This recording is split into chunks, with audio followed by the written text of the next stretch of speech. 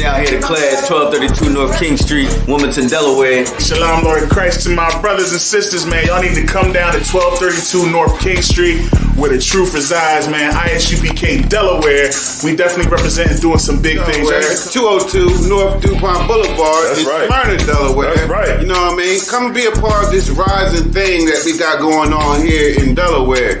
I hear everybody claiming that they love the Lord and love God and all that. Well, get in here and show it. You know what I mean? The scriptures say faith without works is dead. So if you ain't doing nothing, your faith is dead. So get up and do something. What you need to do is get your ass up and get in the class. You understand what I'm saying? You ain't doing nothing else. You're sitting home wasting time. Everything is going on around you, and you don't know how to compartmentalize these things. You understand? I'm on my way to class right now, like you should be. You know what I'm saying? Class don't stop for nothing.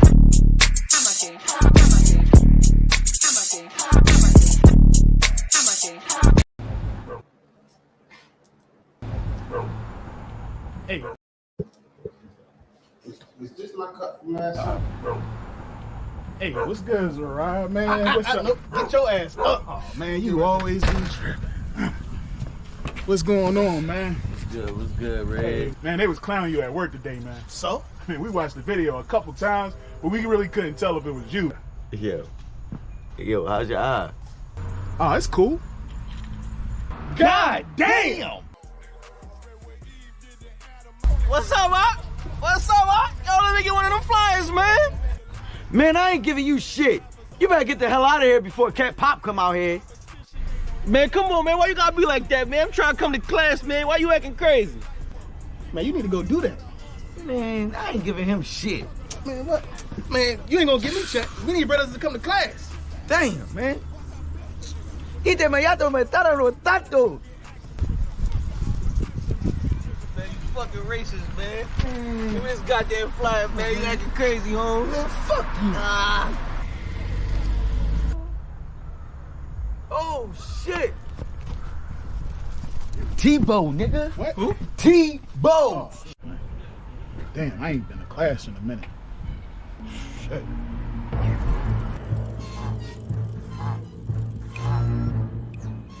Oh, shit.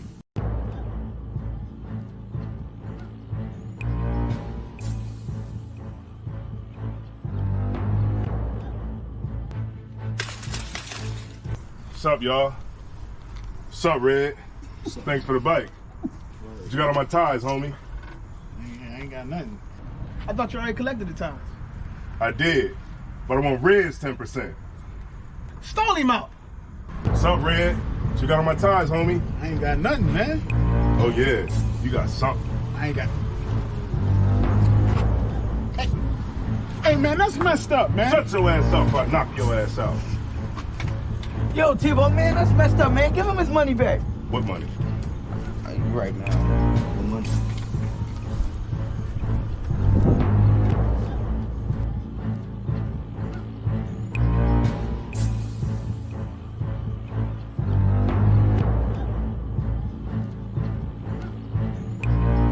Hey, man, why ain't y'all help me? Yeah, man, I paid my tithes. Man, that's fucked up. If it was y'all, I would have helped y'all. What about the time he took the ties from me in Zariah's backyard? Oh, that was different. Man, let's jump him. Man, sit your ass down, man. Man, I got mind control over Tebow. When he here, I pay my tithes. But when he leave, I pay my tithes. Man, damn, man. I should have just paid my tithes, man.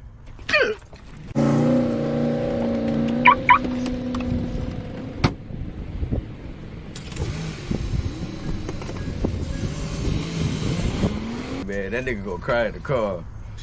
He should have paid his tithes. Shit, real shit. This shit is endless. What I speak is the truth. I don't care if it's offensive. 12 rounds hit hard, and this shit gon' go the distance. Way to exit cool, but wait till you see the interest. Know that we them niggas when we walk inside the entrance. Put me as the GOAT, you should be honored to get a mention. All my clips is standard, but I still get extensions. Switch on the big. I think we got a problem. Got a problem. Let's go. Got a problem.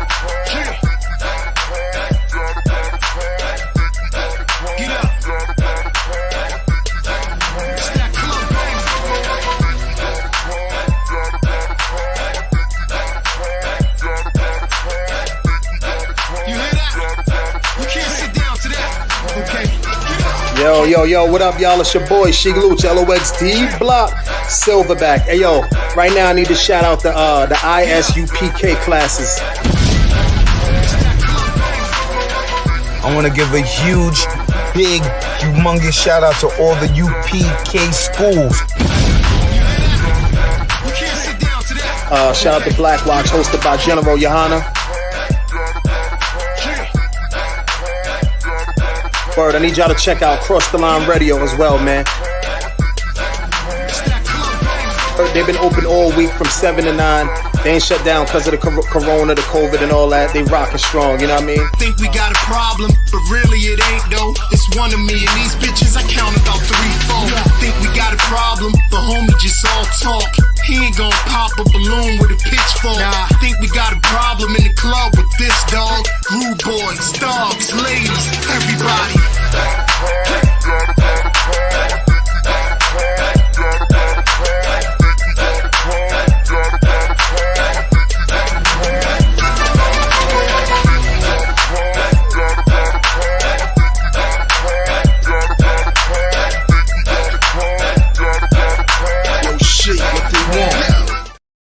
Yeah. You know what it is? It is the ISUPK. That is the Israelite School of Universal Practical Knowledge out of Harlem, New York since 1969 under Commanding General Johanna.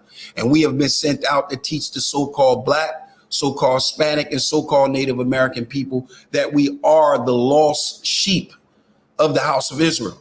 All right? Blacks, Hispanics, and Native Americans on this side of the earth is the lost sheep of the house of Israel. Tonight's class, this class tonight is going to be a blend of history and today, right? It's going to be a blend of what's going on today and how it plays a role in the scriptures and how the 5 police officers that killed my brother, Tyre Nichols, right? What relations did they have? You know what relations they had? I'm going to tell you what relations they have when we come right back. So get your pen, your paper. Let's talk. Get into the chat. Let's talk about this, all right? Because this is a topic that needs to be talked about. This is a subject that needs to be addressed. This is something that we really need to take a close examination, and we need to look at it and see what is the connection? Why did this happen? Why was there so much personality there? Like, this was personal. This wasn't just a beatdown. Like, I've gotten into many rumbles. And unfortunately, I've been on that other side where I'm giving the blows. I've never been on the side that was taking the blows like that, but I have been on the side that was giving the blows as a young man. And guess what? I have compassion. And my compassion for my brother, just looking at him and understanding that he looks like me. He has brown skin like me.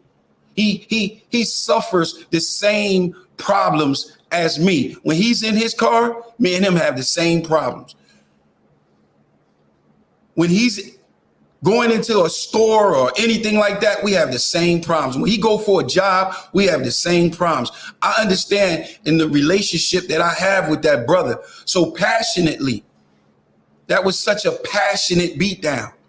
That was personal. And nothing should be that personal to cause you to beat a man to death. 5 black men beating 1 black man. This is called systematic racism. Can you pull that definition for me out? That's called systematic racism. And that's what we're dealing with. And that's the connection. Within that connection is something called hate. It's something called attack. It's something called finances. Why do I bring the finances in? Because incarcerating us is important to the economic system. There's jobs that's set up to monitor us. There's jobs set up to incarcerate us.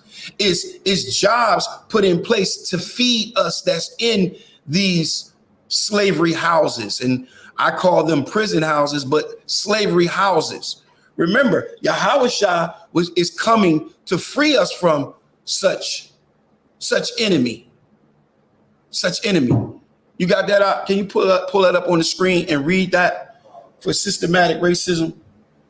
see, the big fuss is everybody trying to figure out how should we approach this. Is this racism? Yes, it is racism. It is racism. But the racism, the battery that operates this racism is the systematic racism that we fight constantly. It's the systematic racism.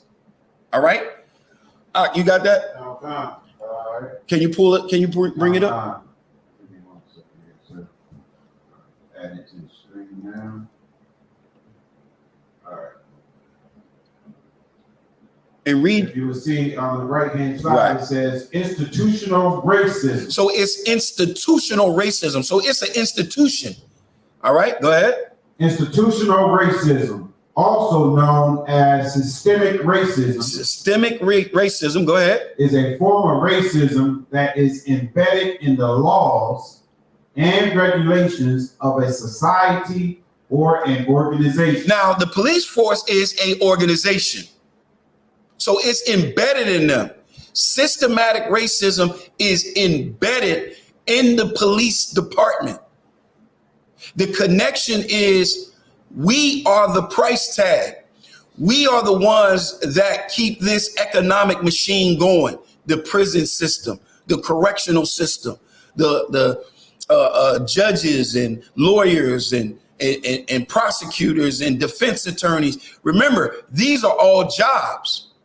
So this is what pushes that systematic racism and cause these brothers to think that they can do the same thing as their Caucasian counterparts. Am I saying that right? Yeah. And counterparts. And guess what? They found out real quick. No, it ain't even like that. Go ahead, keep reading that up. It manifests as discrimination in areas such as criminal justice, employment, housing, healthcare, education, and political representation. All of this plays a role in exactly what we're talking about right now. Give me Daniel's. I think that's Daniel's 8:25. Talks about the policy. Pull that. So systematic racism is the link. Now, it was told to me, I'm not sure how true this is, but one of the guys, I think one of the officers, his name is Demetrius Haley, is believed that his girlfriend or his baby's mother worked at FedEx, right? Worked at FedEx, and they had some type of thing going on with Tyre. I'm not sure how true that is, but that is out there, and that he's supposed to have took a picture and sent it to her. I'm not sure how true that is. But tonight, what we are going to do is we're going to take a close look and listen to his mother. I think that she deserved that respect, that we listen to her and hear her talk about what happened and what she saw and what she went through, and we going to examine that. You got that up? Read. It's the book of Daniel, chapter 8, verse 25. Come on. And through his policy. And through his what? His policy. Through his policies. See, it was a policy that was put in place that those 5 white police officers understood in that systematic racism. They understood that was his policies that's put in place to incarcerate these brothers, right? They understand that it's policies that's put in place. Like, look, you got TV, music, radio. You got all of these things that play a role. They have policies. Like, for instance, when an artist wants to come out with a song and they shop that song, they go to a record company. And that record company has policies put in place on what should be signed and what should not be signed. And right now, violence should be signed. That's what they're signing right now. They're signing violence. They're selling violence. They're selling sex. They're selling Babylon. That's what they're selling. Read it again up. Okay. Book of Daniel, chapter 8, verse 25. And through his policy also he shall cause crack to prosper in his hand. Right. This is what, and look, and our enemy has done this. This is what our enemy has done through his policies. Read. And he shall magnify himself in his heart. Come on. And by peace shall destroy many. See, the issue and the problem is I want to look. Let me ask you a question. What is the definition of second-degree murder in Memphis? Can you pull that? Let's talk about that. I really want to talk about this because this is what brought me into the truth. What brought me into the truth is the Christian church don't have an answer for this. Matazi Allah, he was speaking to a brother today on, that was today, right? Sir, that was a couple days ago. A couple days ago about what was going on, and he's busy trying to hate us because he's an Israelite Christian. I don't know if you guys know, but this is a new group. I done brought it out before and spoke about it. It's a new group, a new organization in this systematic racism system that we live in called Christian Israelites or Israelite Christians. It's a mixture of two. Boy, they got a real strong hate like those 5 brothers that jumped on Tyre Nichols. They got that same type of hate. What I asked you to pull up out? Second-degree murder. Yeah, pull that up. Let's read that. Because I want y'all to pull it up on the screen before you read it. I want everybody to understand this too. Sometimes they overcharge you. Sometimes they quick to charge you because it turns into more of a political thing, right? And they quick to charge you and they overcharge you. And then when the jury get the instructions to read dealing with whatever the charge is, it may not fit. This is why the charges that they brought up on these 5 officers, these 5 police officers of the Memphis police force, we have to not just be so happy and not be so quick to say yay, yay, yay, and going out marching and all that, because I'm going to tell you something. They can be quick and fast to charge them and overcharge them. Read that up. Second-degree murder is defined as an intentional killing that was not premeditated. So it's now, to me, now let's think about it. Let's think about it, Op. Let's think about it. I'm on a jury. You're on a jury. And then they read the definition for second-degree murder. Read it again. Count. Second-degree murder is defined as an intentional killing that was not premeditated. That was not premeditated. Okay, so we know that it wasn't premeditated, right? But the question is, were they intentionally trying to kill him? What do you think, Is that a reasonable doubt right there? If you was on a jury based on everything that you saw and see and read and know about the case right now, even those that's in the chat, do you think that there would be a probable cause here? That without a reasonable doubt, you can believe that they intentionally was trying to kill him?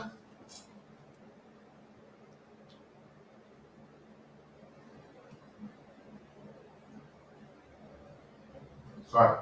What you think?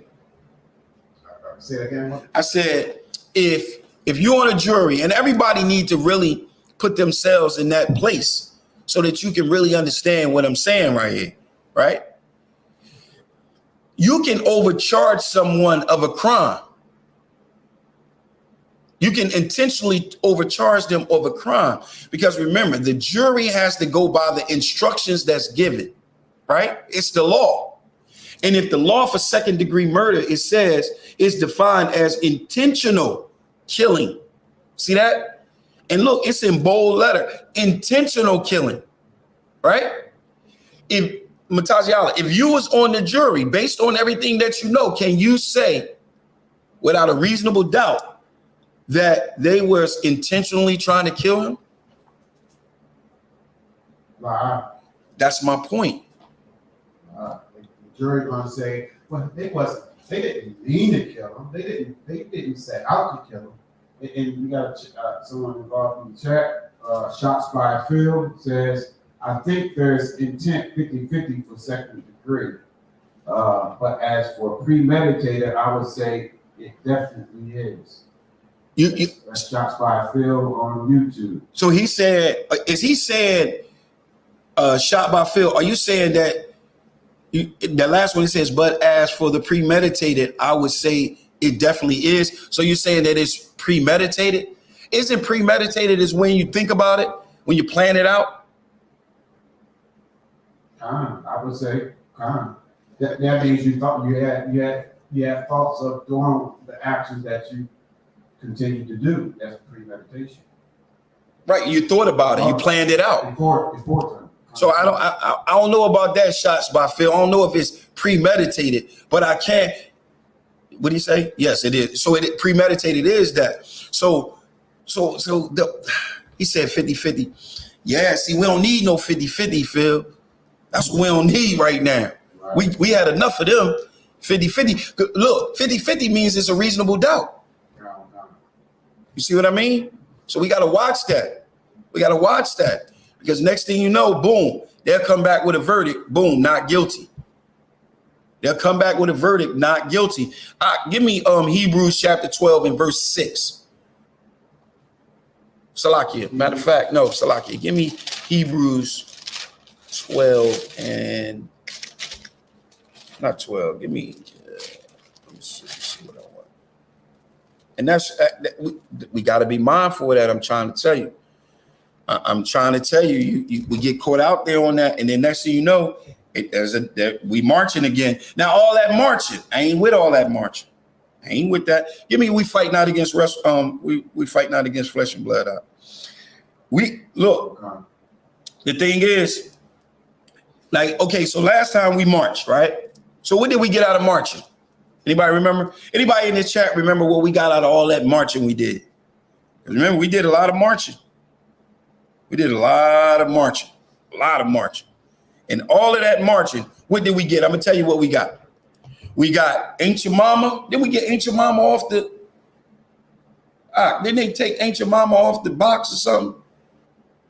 We got rid of Ain't Your Mama, and they got rid of Uncle Ben.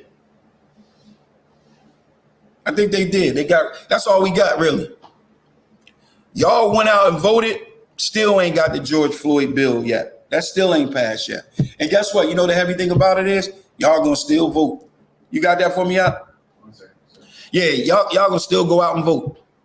And he's never gonna pass that. It's never gonna happen. It's never. So right now we're gonna get into some precepts, man, to show you the problem that we have and how is it tied in biblically. Remember, I'm telling you guys, this is one of the reasons why I left the Christian church. I left the Christian church because the Christian church don't have an answer for why we are being oppressed and why we are being killed specifically. We don't have an answer for that. The church don't have an answer for systematic racism. And that's what the connection is. That's what the fight is. That's what the problem is. Come on now. Book of Ephesians chapter 6, verse 12. This is the issue. Read. For we wrestle not against flesh and blood. See, our fight is not a physical fight. Honestly, those 5 police officers, spiritually, they did that. That was a spiritual battle because they had hate in their heart. They had envy in their heart. They had no compassion in their heart. Read. But against principalities. Come on. Against powers. Against the rulers of the darkness of this world. Come on. Against spiritual wickedness in high places. This is what we are fighting. This is what's going on. Because guess what? Tyre Nichols, he's under the curse. And those 5 police officers was under that curse. Under the curse that we're going to show you tonight. All right? And yes, you can be free from that curse. But in order to be free from that curse, I'm going to show you how to be free from that curse. Read up.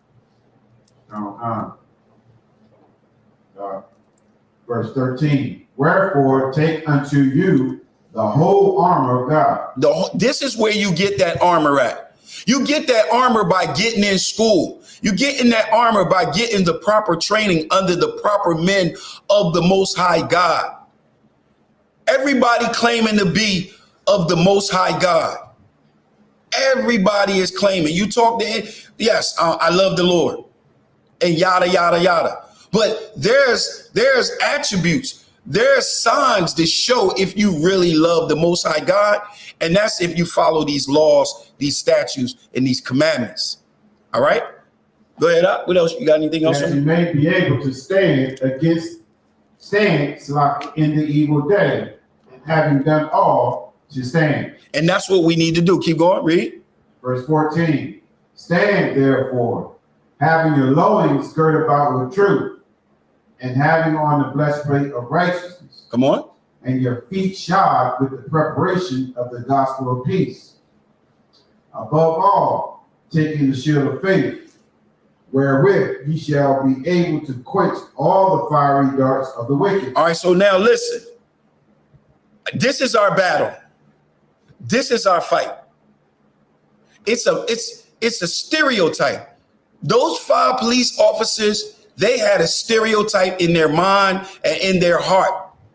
It's this, when I say heart, it's the center of them, because it is no way at all that they should have continued to keep beating that brother and beating that brother and beating that brother. Give me Deuteronomy 28 and 54. This is the curse right here. This is the issue, and this is the problem. And look, guess what? We are not taught this in the Christian church. We're not taught in the Christian church that the Bible, the scriptures teach that if you don't follow the Most High's laws, his statutes, and his commandments, a curse will come up on you. We're not taught that. We're going to start at verse 15. Salakia. We're going to read 28 and 1, verse 15, and then we're going to read the curse. Let's get it. Deuteronomy 28 and 15. Clip time. Read. You want 15 or 1? Salakia, 28 and 1. Salakia. Deuteronomy chapter 28 and verse 1. Read. Book of Deuteronomy chapter 28, verse 1. Come on. And it shall come to pass, if thou shalt hearken diligently unto the voice of the Lord thy God, to observe and to do all his commandments which I command thee this day. Come on. That the Lord thy God will set thee on high above all nations of the earth. No, equal. Above all nations of the earth. No, side by side. Above all nations of the earth. So the Most High made a promise, and he said, listen, if you follow my laws, my statutes, and my commandments, I will set you above all nations. That means everybody else. That's the definition of being set apart. All right, read. Verse 15. But it shall... Salakia. Now, this is the problem. This is the issue. This is why we are having the issues and the problems that we're having right within our own house. Read. But it shall come to pass. Come on. If thou wilt not hearken unto the voice of the Lord thy God, to observe to do all his commandments and his statutes, which I command thee this day, that all these curses shall come upon thee and overtake. So the scriptures is saying the very thing that the church is telling us that we don't have to do, that we are no longer have to follow God's laws, his statutes, and his commandments. The Most High is saying if you don't do that, he's going to do what up? That all these curses, some of them, that all these curses shall come upon thee and overtake. So all of these curses shall come up on thee and overtake thee. Right? Now, I want you to go down to verse 44. Start at 45. Verse 45. Moreover, all these curses shall come upon thee. All of these curses shall come upon thee. So all of these curses in Deuteronomy 28, 15 through 68, all of these curses shall come upon thee. Read. And shall pursue thee and overtake thee. Come on. Till thou be destroyed. Till thou be what? Till thou be destroyed. Come on. Because thou hearkenest not unto the voice of the Lord thy God, to keep his commandments and his statutes which he commanded thee. Come on. Verse 46. And they shall be upon thee for a sign and for a wonder, and upon thy seed forever. Read it again. And they shall be upon thee for a sign. For what? For a sign. For what? For a sign. For a sign. Let's look at one of the signs. I want you to go over to Deuteronomy 28 and 54. Now, this is one of those signs. This is a sign right here. This sign right here, this is the connection. This is the issue. This is the problem. Read. Verse 54. So that the man that is tender among you and very delicate. Come on. His eyes shall be evil toward his brother. No, his eyes shall be liking unto his brother. His eyes shall be evil toward his brother. His eyes shall be evil towards his own brother. This is what Yahushua came to fix.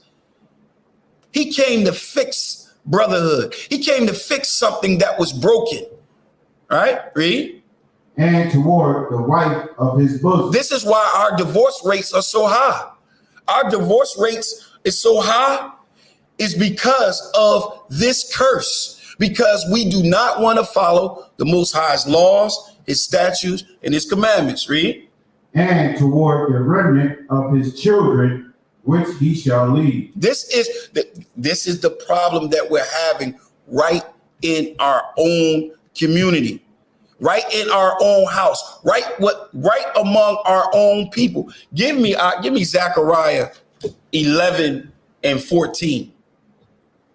Zechariah 11 and 14 is another precept that we're going to pull to show you the issue and the problem between those Tyre Nichols and those 5 police officers.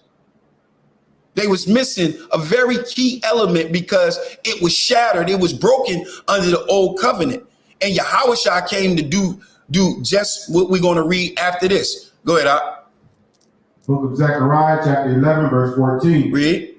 Then I cut asunder mine other staff, even bands, that I might break the brotherhood between Judah and Israel. So the brotherhood between Judah and Israel are broken. This is the reason why you have this Christian Israelite group.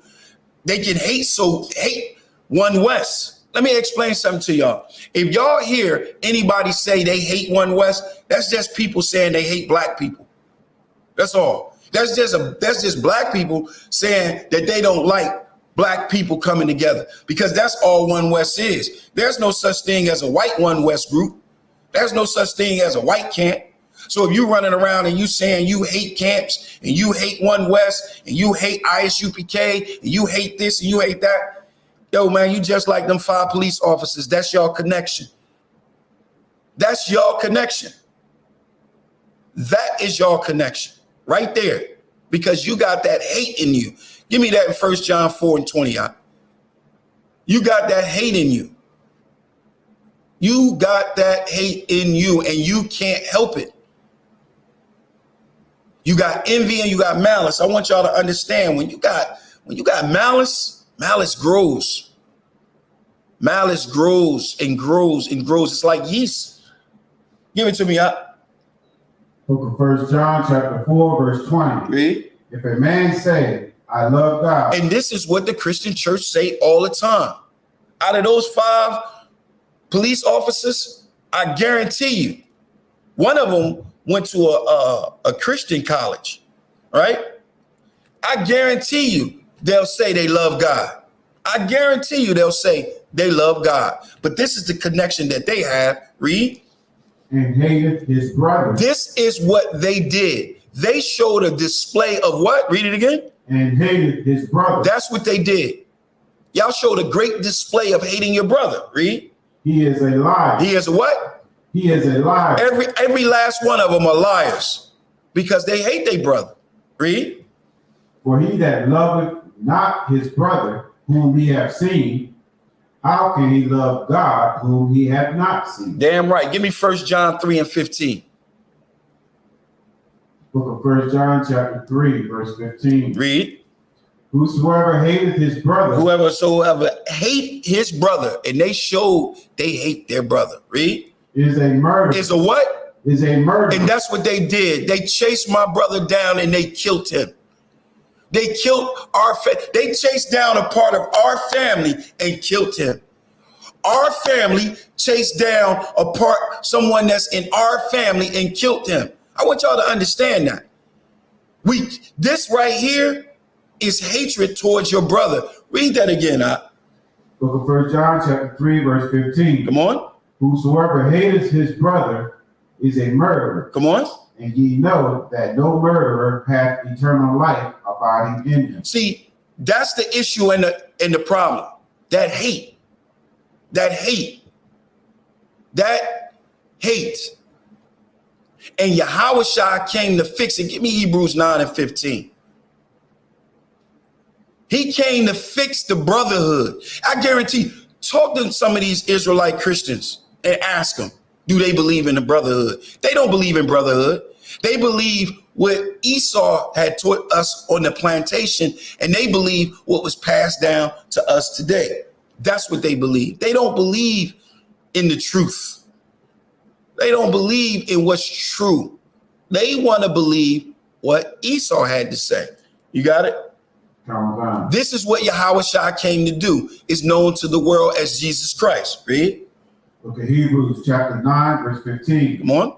And for this cause, he is the mediator of the New Testament. You know what a mediator is? A mediator is someone that's between two parties that's not getting along. That's what a mediator is, right? It's just like if you having a discussion with someone and y'all can't see eye to eye and get y'all point across clear, you bring in a mediator, and that mediator helps y'all get through it. It helps get through the tension between the two. So here it says, and for this cause, he is the mediator of the new covenant. Read. That by means of death. By his death, by him going to the cross, read. For the redemption of the transgressions that were under the first testament. You know what the transgressions that was under the first covenant? One of the transgressions we read in Zechariah 11 and 14. That brotherhood was broken. We can also read about it in the book of Isaiah, how our brother Ephraim went up against Judah. We can read about how our brothers fought each other and warred with each other. Shoot, Joseph was sold by his brothers into Egypt. So Yahushua came to be the mediator, to fix and heal those transgressions that was from the old covenant, right? Read. They which are called might receive the promise of eternal inheritance. And you know who that is? That is the 12 tribes of Israel. All right. That's who it is. And that's what Yahushua came to do. He came to fix it. And he definitely gave us a new commandment. And I'm going to read that one right after this, right? But what we're going to do right now is I'm going to pull up. I want to play his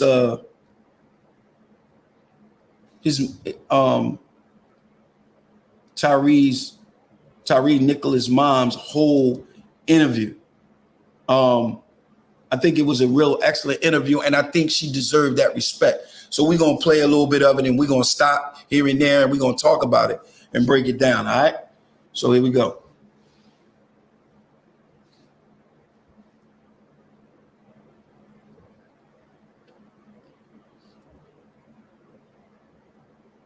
My mama's boy. I was also a skater, so I was a skateboarder growing up.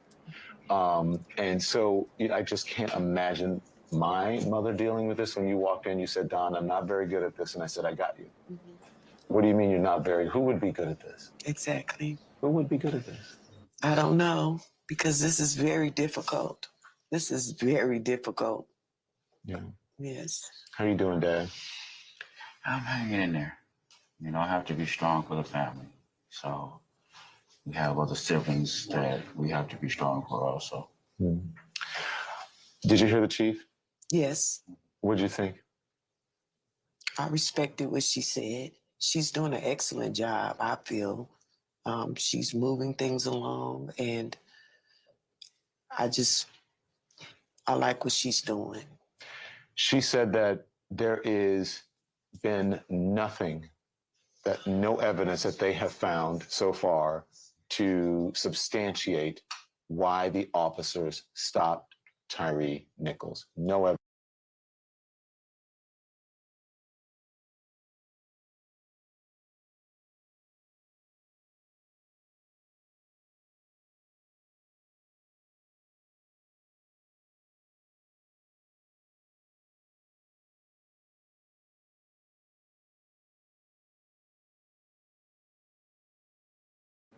Salakia. Right there, what he was just speaking about and what he was talking about was the fact that, all right, and like I said, I'm not giving those 5 police officers any justice on this show tonight. Like their face is not going to be played in no video or anything like that. All right. Only person you're going to see tonight on this screen in the video is his mother, because his mother deserved that respect. His father deserved that respect. All right.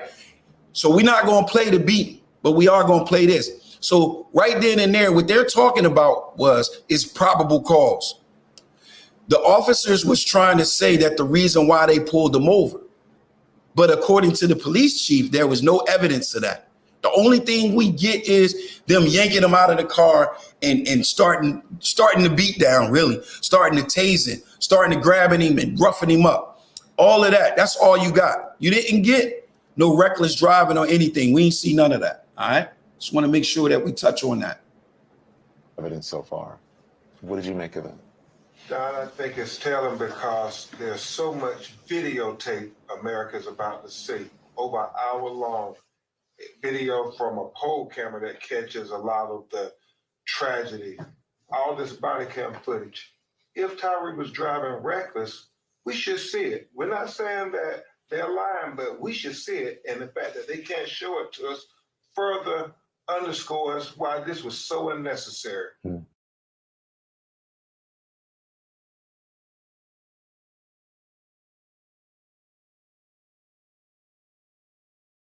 Listen. No, we're saying that they are lying. See how he said that? We're not trying. I understand he's the attorney. But I'm telling you straight up, no, they're lying. This right here was envy. This right here was malice. This right here was protocol. This right here is systematic racism. That's what we're witnessing. All right? That's what we're witnessing. So, I have to say this, because like Ms. Wells said, how swiftly they moved in Memphis and how swiftly the district attorney brought charges against these 5 black police officers. This is now the blueprint for America. When you see officers committing crimes on video, then you can't tell us that you got to go 6 months, you got to go a year. No, when it was these black officers, we saw it move swiftly. And so think about all the ones we covered, Don. I mean, the Tamir Rices, the Michael Browns, Ahmad, all these cases took so long for Lando Castillo for them to charge. But here in Memphis, we now have the blueprint that it can be done swiftly and efficiently. Now, what is he saying right there? What he's saying right there is there's a precedence that was set. I'm gonna explain. When a police officer commits a crime, such as this crime, a violent crime, and murder someone, right? Or kill someone, they fire that police officer and he becomes an ex-police officer. Or they fire the police officers and they become ex-police officers. See, that's better for a headline, ex-police officers. So the ex-police officers is charged. There's no precedence that's set for a police officer to be arrested for murder. All right. But what he is saying is there's a precedence that was set by how quickly they brought out the video. Remember, there used to be policies that they can't bring out the video that fast. There had to be an internal investigation and all that kind of stuff. No. And that's the issue and the problem that those 5 police officers didn't understand. They thought they was going to be like their counterpart. No, they was fired by the time they got home. They was fired on the 20th. That happened on the 7th. By the 20th, they was fired. Everything was done. It was in motion. So now what he's saying is there's a precedent set. And now there's a guideline set. And if any time this happened again, this is the precedence. This is the guideline that the country will use, period. If there's a shooting and there's this what's that, a webcam and all that kind of stuff, cameras and all that video, boom, they're gonna bring it out immediately because they set a precedence. In other cases, they didn't. So now that it's done, it's set. And that's what he's referring to. Shaking your head agreement, you're saying yes. Yes. Because just the way they move so fast, I don't understand why they couldn't do that in other cases, but just to know that they moved as fast as they did lets us know that it can be done. You wanted first-degree murder charges. Yes. You didn't get that. No. The charges that were filed against those officers are good charges. Those are the charges that I feel will stick. And so I'm happy with the charges that the district attorney has set forth. 20 days since this happened. Yes. Without your baby. Yes. Yes, this is hard. No, I don't have my baby. I'll never have my baby again. But I do know that he was a good person and that all the good in Tyre will come out. And so that's what keeps me going, because I just feel like my son was sent here on assignment from God,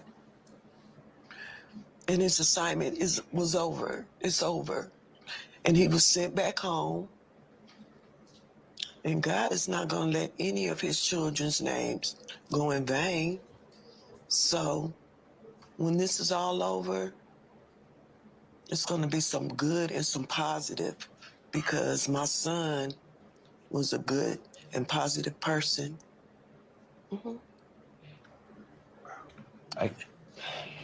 And that's what keeps me going.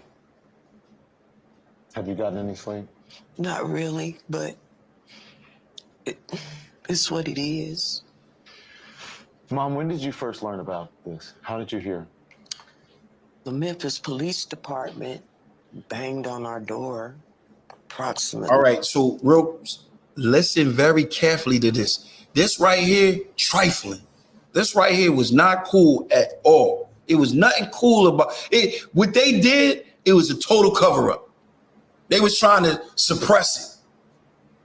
It's real weird. Listen to how the police officers handled this.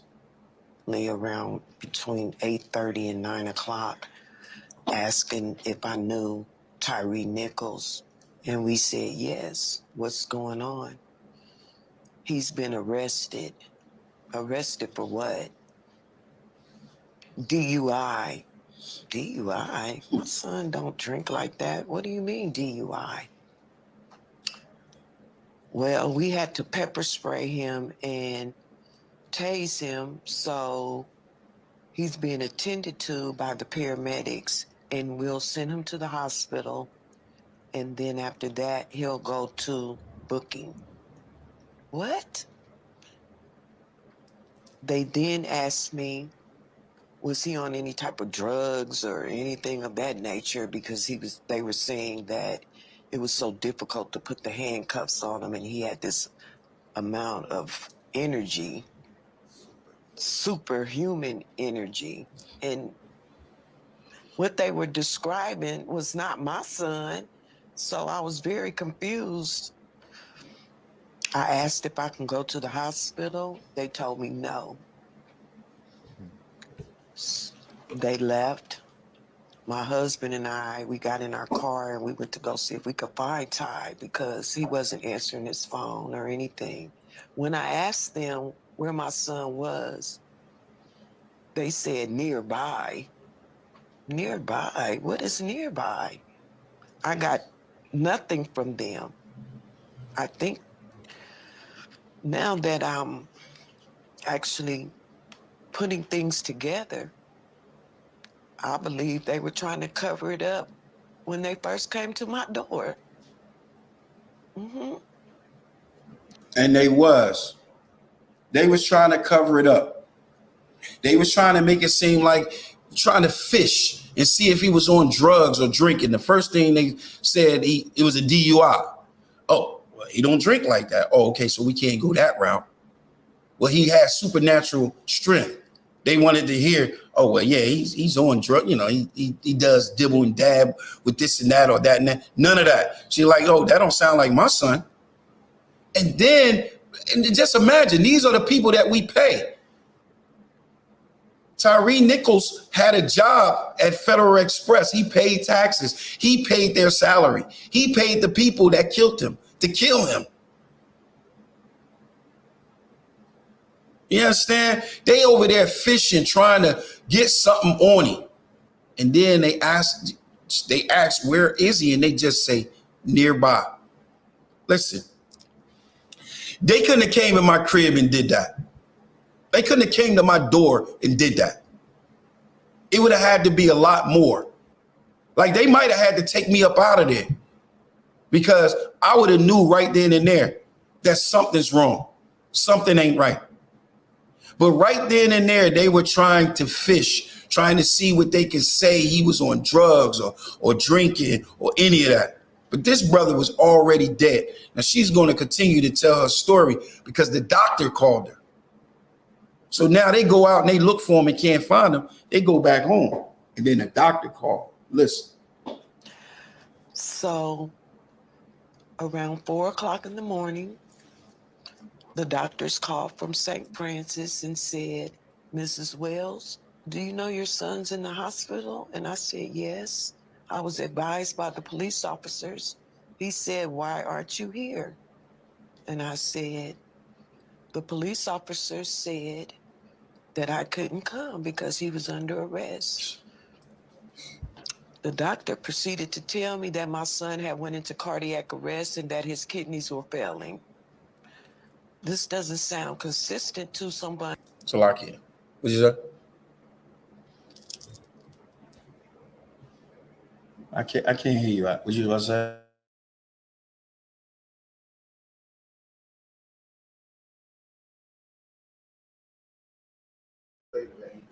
Oh, you should just okay. Salakia. All right, go ahead. Tased or pepper sprayed. When my husband and I got to the hospital and I saw my son, he was already gone. They had beat him to a pulp. He had bruises all over him. His head was swollen like a watermelon. His neck was busting because of the swelling. They broke his neck. My son's nose looked like an S. They actually just beat the crap out of him. And so when I saw that, I knew my son was gone then. Even if he did live, he would have been a vegetable. So once I got to the hospital, all the police officers were basically whisked out because I heard that the TBI had taken over the investigation.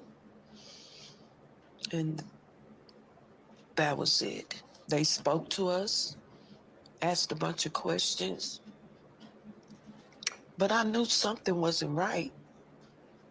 I just didn't understand why they stopped my son in the first place. Right, and that's key. That's key. Now, understand that the weight of this.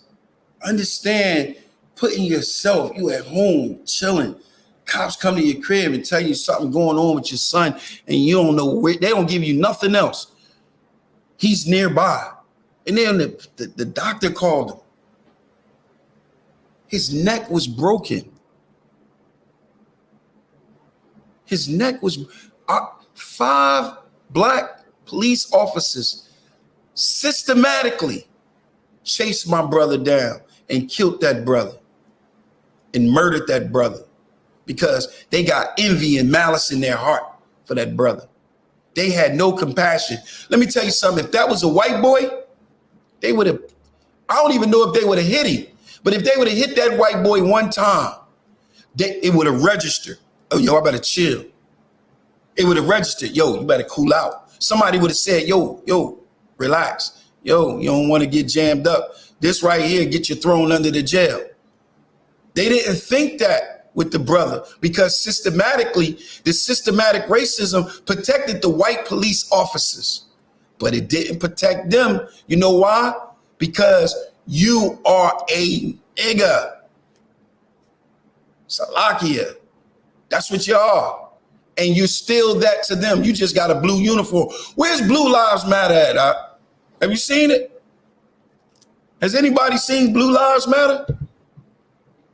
Sir. I ain't seen it. It's a lot if I made it. Like I seen a video where it was a white cop that originally tased him too, but his name and nothing never came up. Well, Salakia, if I may, now this is what I did notice. That same night when the video came out, they said it real quick. They said 2 other officers were relieved of duty, pending investigation with pay.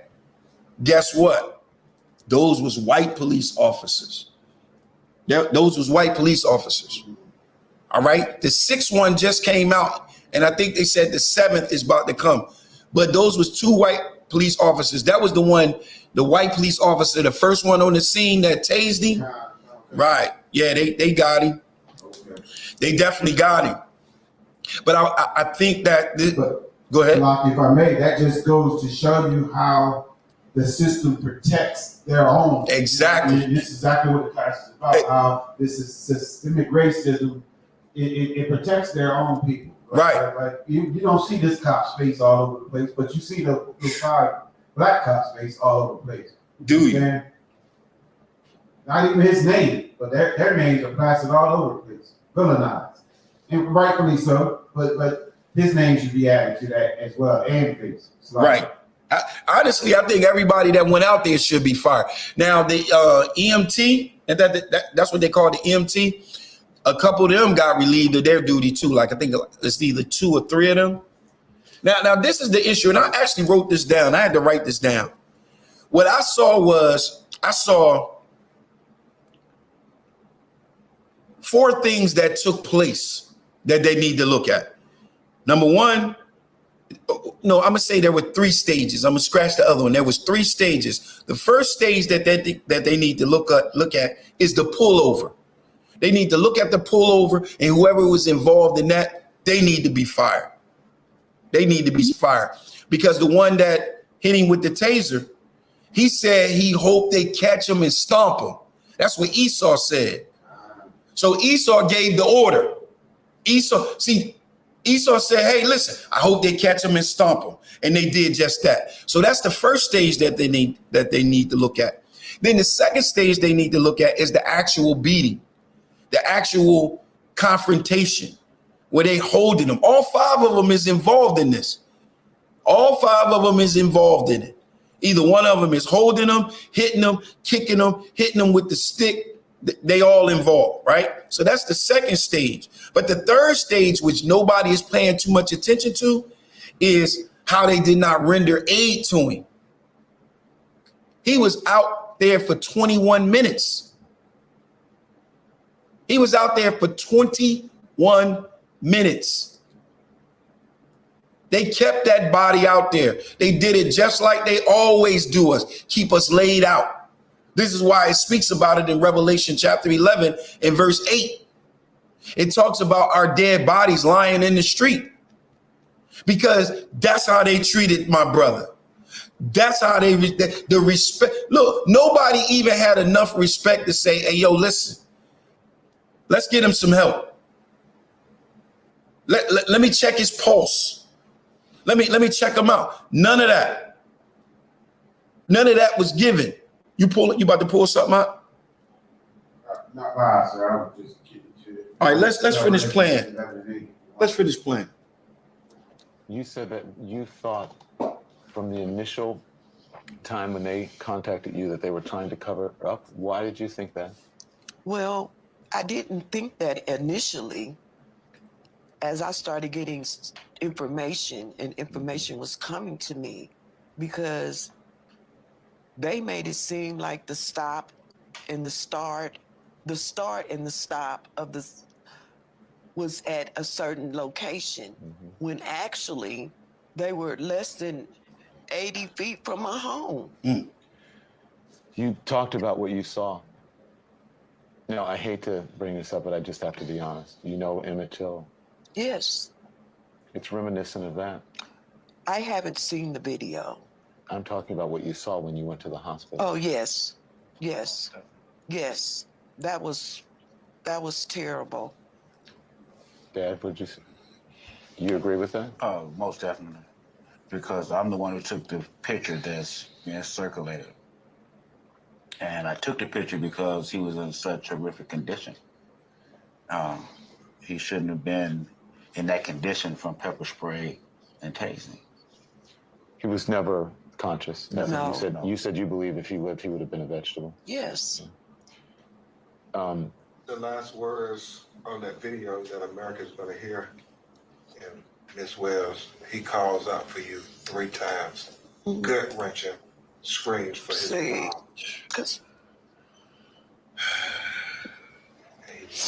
Go ahead, Mom. That was my baby. He was a mama's boy. That boy loved me to death. He has my name tattooed on his arm. People don't know what those 5 police officers did to our family. And they really don't know what they did to their own families. They have put their own families in harm's way. They have brought shame to their own families. They brought shame to the Black community.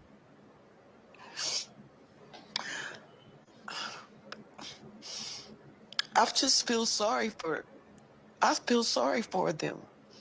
I really do. I really feel sorry for them. Why do you say that? Because they didn't have to do this. And like I said, they brought a lot of shame to their own family. Once you see this video, and I know I didn't see it, but from what I hear, it's horrific. And the humanity of it all, where was the humanity? Right. They beat my son like a piñata. My son, he had Crohn's disease. He had surgery in 2013. My son weighed $150. He was 6'3", and he weighed $150. And those men, if you combine their weights, it was over 1,000 pounds. Over 1,000 pounds. This brother only weighed $150. He was 6'3". When you look at the picture in him, when I first initially saw the picture, I thought he was a heavy brother. I thought he was kind of like a big brother, like Mutazi Allah, but no, this brother was 6'3" and only weighed $150. That's it. And they had to beat him like that. They had to beat him to a pulp like that. They broke his neck. They didn't slam him. I didn't see him slam him. I didn't see him ram him up against a car. I saw him punching him and kicking him. So that means they broke his neck by punching him and kicking him. That right there is an envy and a malice, an anger. This was personal. This was a personal hatred towards your brother, and the connection in it all was systematic racism. Let me tell y'all something. Y'all know that little phrase they say, black on black crime, right? Listen, go and check the numbers. You have something called proximity crimes. Proximity crimes mean it's just the people that's in your proximity. It's the people that's in your area. Like white people have white on white crime, but they don't call it white on white crime. Black people, China, you name it. If you're in the proximity, that's who you're going to have your beef with. Our brothers, our sisters, our family. Those that we all share the same thing in common. We all got off those ships. We all was enslaved. We all have the same enemy. We all share the same thing in common. All right? The same exact thing. All right? Keep on reading it. And then we're going to give you what we're going to do after I finish playing her video, right? We're going to show you how to set up an IV of these scriptures. We're going to show you how to set up an IV, and we're going to show you how to get it in your vein, and we're going to try to see if we can help you fix the problem that you're having. All right? Because the problem that you're having is the hatred towards your brother. You lacking something called brotherhood. And we're going to, like I said, we're going to try to help you out after I finish showing you this video. All right? Beating a 150-pound person to death. Because that's what they did. They beat my son to death. He cried out for his mom. Yes. Yes, he cried out for me. Because I'm his mother. And that's what he was trying to get home to safety. And it was funny. I was in the room earlier. My stomach started hurting so This right here, listen to what she said. This is so heavy. She's showing the connection that she had with her son. Listen to what she said. This is heavy. This is heavy. And that's what he was trying to get home to safety. And it was funny. I was in the room earlier and my stomach started hurting so bad. And I went into the den. I told my husband, my stomach is hurting so bad. And once I found out what happened, it was just the fact that I was feeling my son's pain. I was feeling my son's pain when they were beating him to death.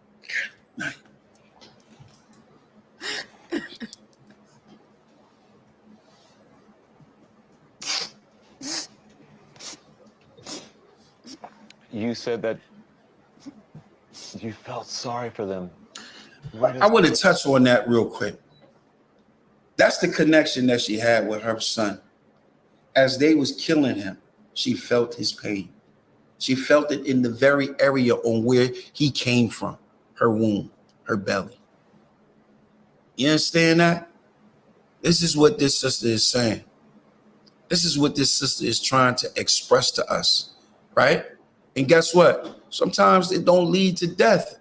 Sometimes we could do something to each other and it's this type of pain. It's this type of hurt. And this is what we got to fix. Listen, do you understand the only thing we never tried was brotherhood? The only thing we never tried was forgiveness. We never tried to forgive one another. We never tried to get past the pain and the hurt that we cause one another so that we can move forward and we can unite as a people. That's what we teach in the Israelite School of Universal Practical Knowledge. And that's why we're hated so much. We're hated so much because we teach brotherhood. We teach forgiveness. And we teach that you got to fix the problem, not put a Band-Aid on it. You understand?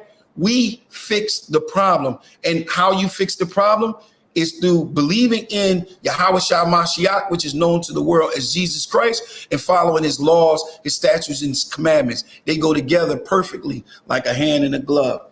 We're going to continue to play some more of this. Where does that come from, Mom?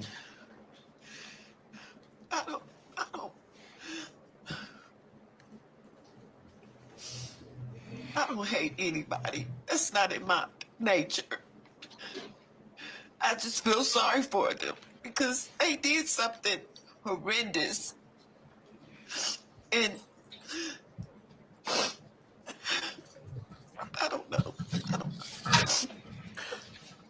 You said they brought shame on themselves, their family, and they brought shame on the black community. Can you speak to these? Are all black officers? No. People try to say black people, we only try to go after white officers. That's not true. We don't care what color the officer is. We want bad officers taken off the force. We know there's a lot of great officers. I know officers.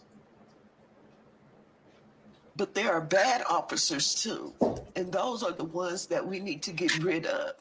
Because all these kids that are dying and being killed at the hands of police officers, their parents pay taxes. They're paying their salaries. and then they have to be murdered by a person who's they're paying their salaries. That's not right. Why is it that black and brown kids always get beat up when they are encountered with the police? Because it's called systematic. Salakia, hold on. Can they hear me? That's because it's called systematic racism. That's what the sister got to understand. This is systematic racism right here. Well, we're gonna drop that for now. We're gonna drop it. I think that was enough. I think we got the picture. We understand. You know what I'm saying? This is a tough thing. It's a tough time for the family, but it should be a tough time for us too. All right. And now I'm going to show you what happened and what took place with these brothers and what the Most High. Look, a lot of people try to ask us, okay, if the Most High has only chose us and they're only to come in to save us, give me that in Amos 3. Amos 3:1. If he's only coming to save us, right? And they always ask, well, what about the other nations? What about the other nations? So first of all, I want to show you that he's only dealing with us. When dealing with these issues and trying to figure out why we can't get it right and why these things continue to happen, it's because, once again, we are the Israelites. And because we are not following the Most High's laws, his statutes, and his commandments, we're under that curse. And that hatred towards your brother exists, and it exists heavy, and it's strong. And this is the personal connection that they had. It was the systematic racism that teaches them to hate their brother. What I tell you to get up? Amos 3:1. Let's get it. It's the book of Amos, chapter 3, verse 1. Now listen to what the Most High had to say. And this going to you Christians and all of you Hebrew Christian Israelites. This goes to you guys. Deal with this one and explain this. Read. Hear this word that the Lord has spoken against you, O children of Israel. Oh, who? O children of Israel. So he said, listen to this word which he's speaking to the children of Israel. Read. Against the whole family. Against what? The whole family. No, half of the family. The whole family. The whole family. Read. Which I brought up from the land of Egypt. Read. Saying, you only have I known of all the families of the earth. Therefore, I will punish you. I will do what? I will punish you. He said, I will punish you. Read. For all your iniquities. For all your iniquities. Not for somebody else's, but for your iniquities. So this is the issue, and this is the problem. A lot of people, give me Judges 3:3. A lot of people ask, why is the other nations around it? What are the purpose? See, those black officers, they fell short in this area right here.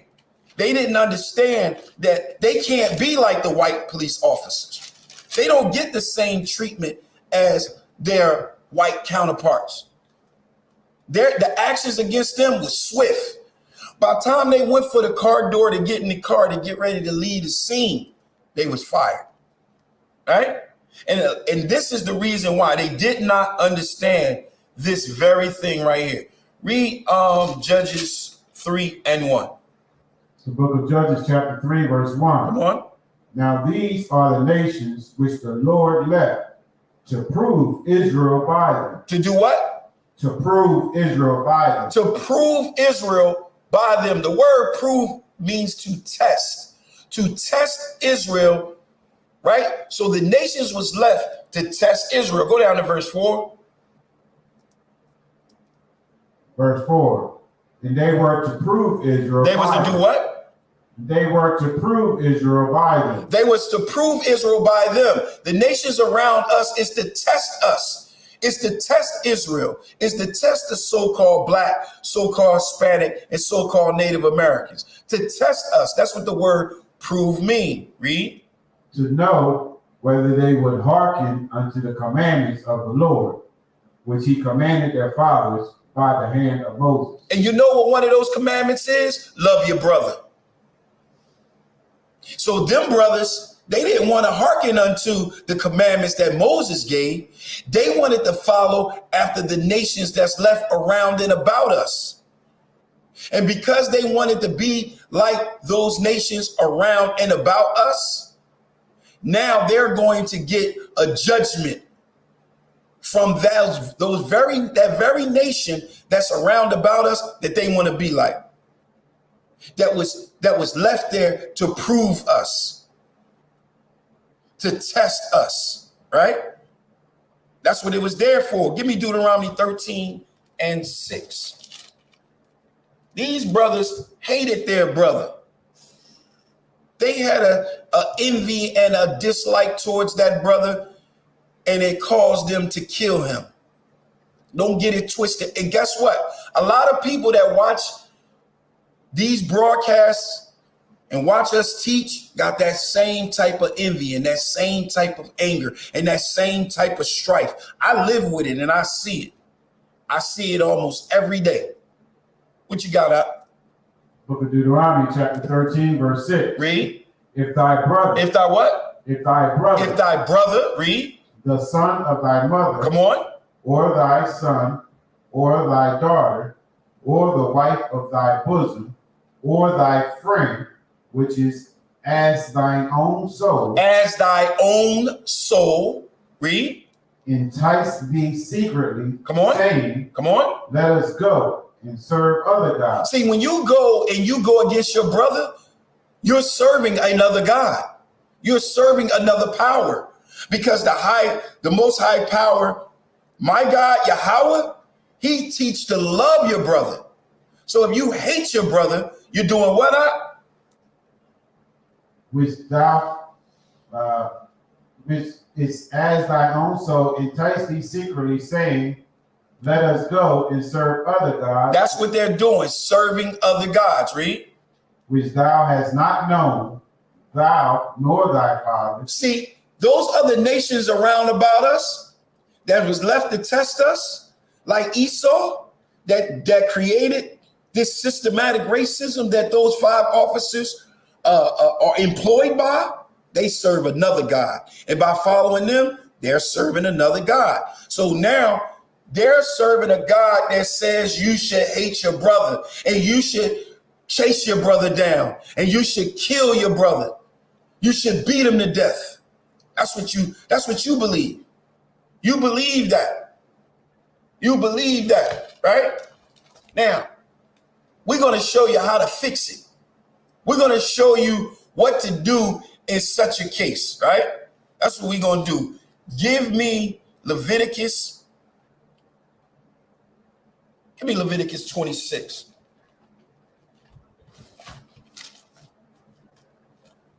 Leviticus 26, we're going to start at verse 4.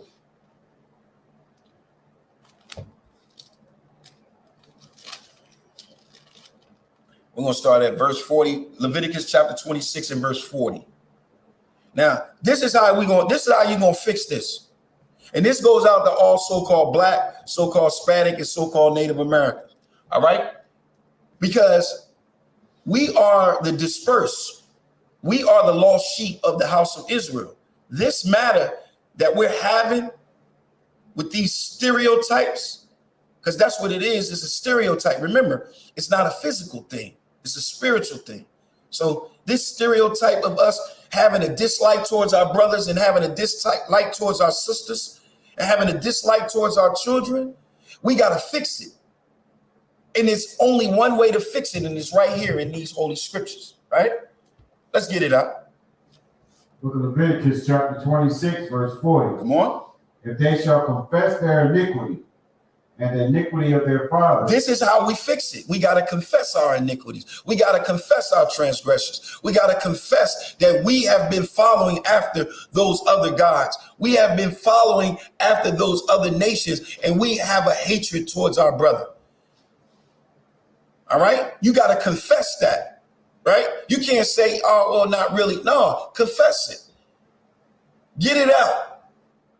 Let it be known so that you can get past it. So you have to confess it. All right? Read. With their trespass, which they trespassed against me, And that also they have walked contrary unto me. So when you hate your brother, that's what you're doing to the Most High. You're walking contrary to the Most High. Read. And that I also have walked contrary unto them, and have brought them into the land of their enemies. So we were brought where? Into the land of our enemies. Well, how was we brought into the land of our enemies? Hold that up. We're going to jump over to 1 Kings chapter 8 and verse 47.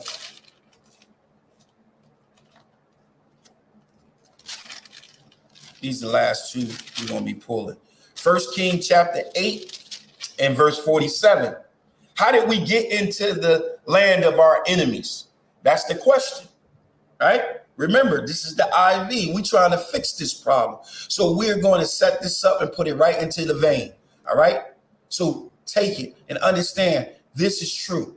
1 Kings chapter 8, verse 47. Read. Book of 1 Kings chapter 8, verse 47.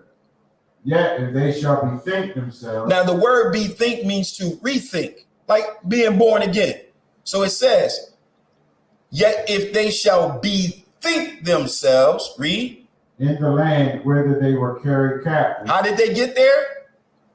They was carried captive. Who was carried captive? We were. Blacks, Hispanics, and Native Americans. Read. And repent and make supplication unto thee in the land of them that carried them captive. So we were carried captive by a nation that carried us captive. That nation and those nations that played a role in it, those are our enemies. All right, read. Saying, we have sinned and have done perversely, we have committed wickedness, and so return unto thee with all their heart and with all their soul in the land of their enemies, which led them away captive. We are the only blacks, Hispanics, and Native American people are the only ones that fit this profile of this scripture right here.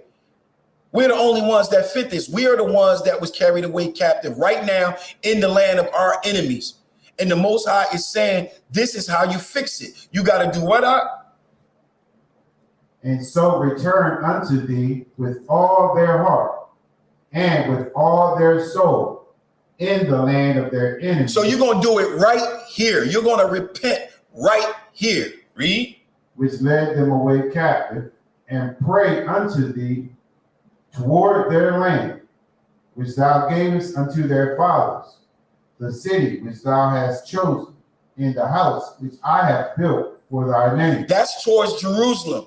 That's towards Israel. That's towards the east. We are the ones that was carried away captive, and we right here.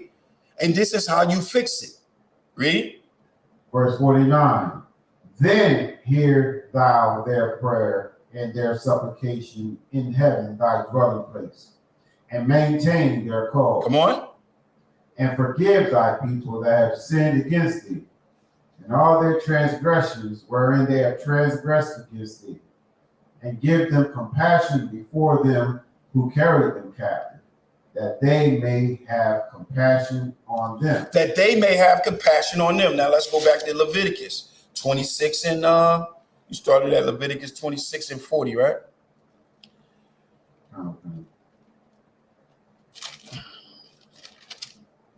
This is how we fix it. This is the reason why Yahushua, which is known as Jesus Christ, in John chapter 3, I think it's like verse 10, where he was talking to Nicodemus, and he said, you're supposed to be a ruler of Israel, and you know not these things. These are the things that Nicodemus needed to know, being born again. When you're being born again, you have to be in the land of your enemies that carried you away captive, and bethink yourself in that land. And you have to face the land, your homeland, which is Israel, right? Read what you got up. Book of Leviticus chapter 26, verse 41. Read. And that I also have walked contrary to them, I have brought them into the land of their enemies. So the Most High walked contrary to us because we were breaking his laws, his statutes, and his commandments. So that protection wasn't there. That holiness wasn't there, right? Read. If then their uncircumcised hearts be humbled, and they then accept of the punishment of their iniquity. This is how your uncircumcision becomes circumcision in the heart. Right. This is how it happens. Read that again, huh? Verse 41. In that I also have walked contrary unto them, and have brought them into the land of their enemies. If then their uncircumcised hearts be humbled, and they then accept of the punishment of their iniquity. Come on. Then will I remember my covenant with Jacob. Then will he remember his covenant with Jacob. Right? Read. And also my covenant with Isaac. Come on. And also my covenant with Abraham will I remember. Read. And I will remember the land. Come on.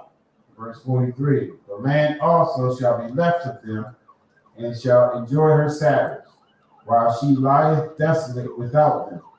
And they shall accept of the punishment of their iniquity, because they despised my judgments, and because their soul abhorred my statutes. Come on. Verse 44. And yet, for all that, when they be in the land of their enemies, I will not cast them away, neither will I abhor them, to destroy them utterly, and to break my covenant with them.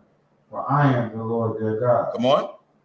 But I will, for their sakes, remember the covenant of their ancestors, whom I brought forth out of the land of Egypt in the sight of the heathen, that I might be their God. I am the Lord. I am Yahweh. I am thy power. This is how we fix it. We fix it by forgiving one another. We got to learn how to forgive. If you can't forgive, you can't be a part of none of this, because that's the very tool that is necessary for your acceptance. The Most High has to forgive you for your iniquities and for your transgressions. One more. Give me John chapter 13 and 34 and 35. This is the last scriptures I'm going to give y'all tonight, right? Look, we got a real serious situation going on. And right now, the spirit of hating blacks, Hispanics, and Native Americans, hating ourselves, that spirit is on stage right now. Now, what do I mean by that? In 2012, Barack Obama, he helped usher a spirit on stage. And what I mean by stage means that spirit had became the star, that evil, wicked spirit. And the evil, wicked spirit is homosexuality. Homosexuality, that spirit became the star at that time. All right? Right now, the star of our time right now is hating blacks, Hispanics, and Native Americans, hating each other, having envy and malice and strife towards each other. That's big right now. That's really, really big right now. And this is what we got to fight. This is what we got to understand. You have to learn to forgive 70 times 7. What is it, 70 times 77, something like that? What is that? We got to learn to forgive, man. That's one thing we just do not do is forgive. We do not forgive. You got that out, John chapter 13 and verse 34. This is what Yahweh, which is known to the world as Jesus Christ, came to teach us, blacks, Hispanics, and Native Americans. Those two that the brotherhood was separated. It was severed. He wants to bring those two back together. He wants to be the mediator between that. All right? Read. Book of John chapter 13, verse 34. Come on. A new commandment I give unto you, that ye love one another, as I have loved you, that ye also love one another. Salakia, can you hold in that? Give me 1 John chapter 2, so we can give explanation on that. 1 John chapter 2 and it's a hip shot. Chapter 2 and verse 7. Because when people hear that it's a new commandment, they think that it's new like that. It's not new as in brand new. It's just that Yahweh is bringing them back to remembrance on a law that they forgot about. And that's the law that those 5 police officers forgot about. All right. Those 5 police officers, they forgot about loving their brother.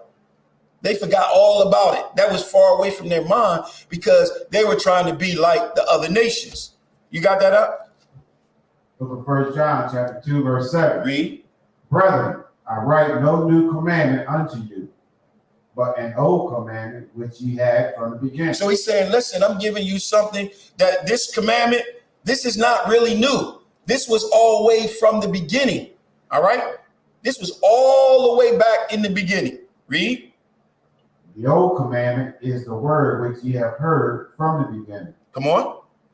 Again, a new commandment I write unto you. So now he's letting you know this is not new, but he's letting you know, listen, this is new. It's new to you because you forgot all about it. And this is the reason why the Spirit of the Most High has to bring you back to this remembrance, right? Read. Which thing is true in him and in you. Come on. Because the darkness is past and the true light now shining. Come on. He that saith he is in the light and hateth his brother. And do what? And hateth his brother. Come on. Is in darkness even unto now. That's what those brothers were in. They're in darkness because they definitely showed a display of hatred towards their brother. Read.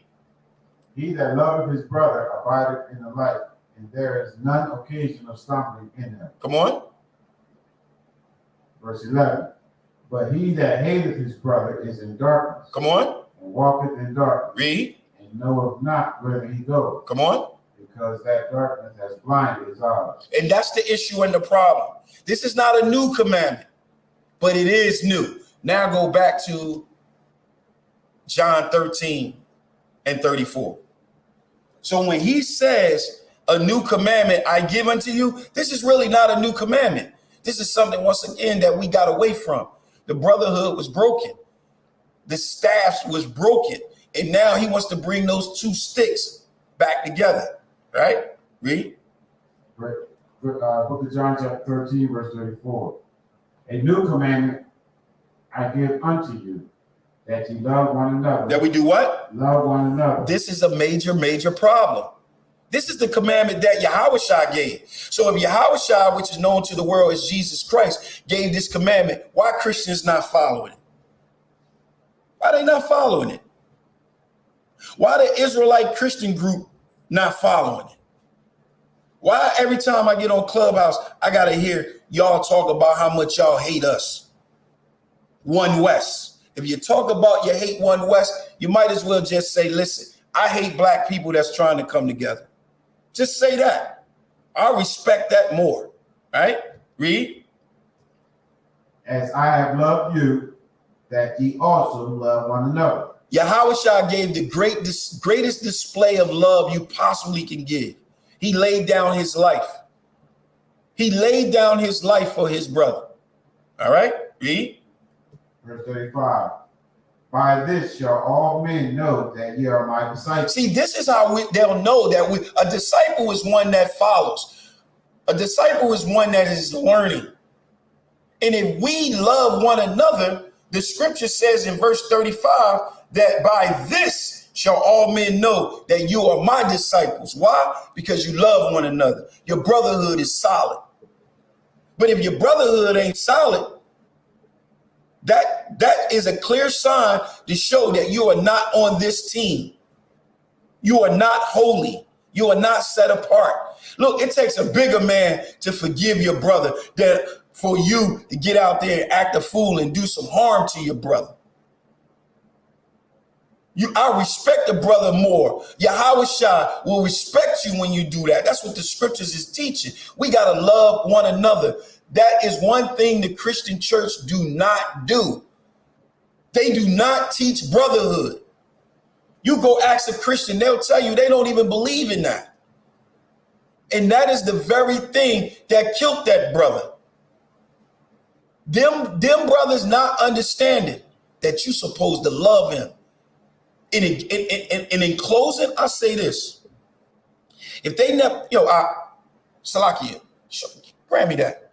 Grab me Caesar Bourgeois. Grab me Caesar Bourgeois. Water.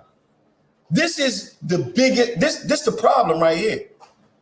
This is the mastermind behind all of that right here. This is the mastermind behind all this crap right here. This idiot, this fool, this picture. Trust me, let me tell you something. If they would have gave a real image of Yahushua, a brother, it would have been much harder for 5 black men to look in the face of another black man and beat him to death. It would have been very difficult to do that if they wouldn't have given us this trash right here. If they didn't give us this trash, and if they really gave us the image that's in Revelation chapter 1, them brothers would have had compassion. If the Christian church understood that Mary was a sister, they would have had more compassion on that brother, because they'd have understood that that brother came from a holy woman, a woman that's set apart. And that brother is holy and set apart. And we holy and set apart. And the very thing that'll show that we're his disciples is that we love one another. And I close and turn the class over to Priest and Officer Mataziala.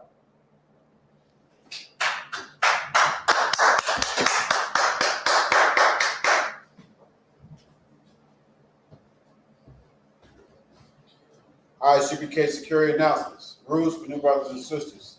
When a new brother or sister comes to the school, they're off limits for 6 months. They are to be saluted only.